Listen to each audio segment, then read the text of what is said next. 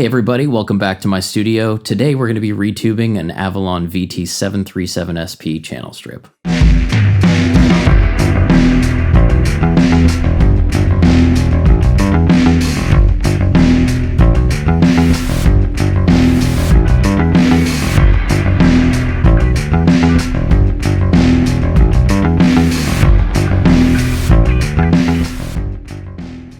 Well, thanks again for joining for another one of these retube projects. Today's focus is the Avalon VT737SP Class A channel strip. Now, this is a hallmark of a number of studios out there. It is instantly recognizable by that brushed aluminum VU enclosure. It's a gorgeous unit, and as far as I'm aware, is one of the first units that combined a number of different features that engineers will typically use on a single source into one rack unit.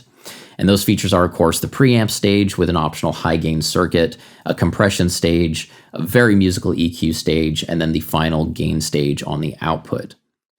4 tubes drive all that functionality, and from the factory, this ships with 4 Sovtek 6922s in there. What I'm going to do today is replace all 4 of those tubes, and I'm going to use an interchangeable tube format, and what I'm going to do is use the JJ E88CCs. I'm going to use gold pin versions that have been measured for low noise and microphonics because one of the things I'd like to get out of this tube swap is a much lower noise floor.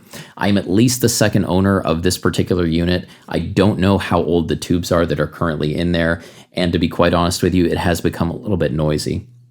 So when I do this swap, we're going to hopefully hear a much lower noise floor, and I'm hoping to hear a little bit more clarity and a little bit more character come out of the source that I'll be recording.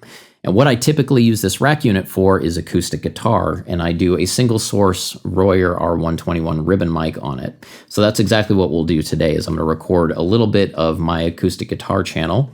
We will do the tube swap. I will come back here after it's warmed up, play a little bit more with no settings changed, and we'll do kind of a before and after and see what changes. So I'm hoping for that lower noise floor, a little bit more character and clarity, and we will see what happens. Let's get to it.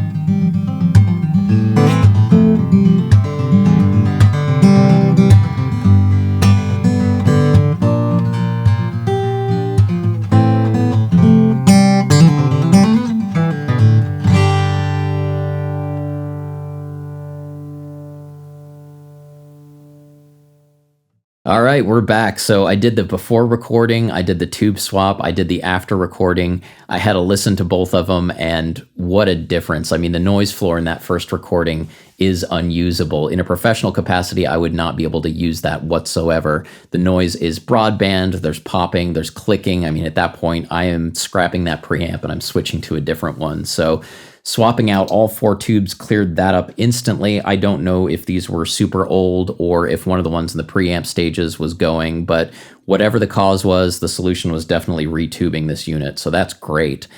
The clarity is as good, if not better, than I've ever heard come out of the 737 before.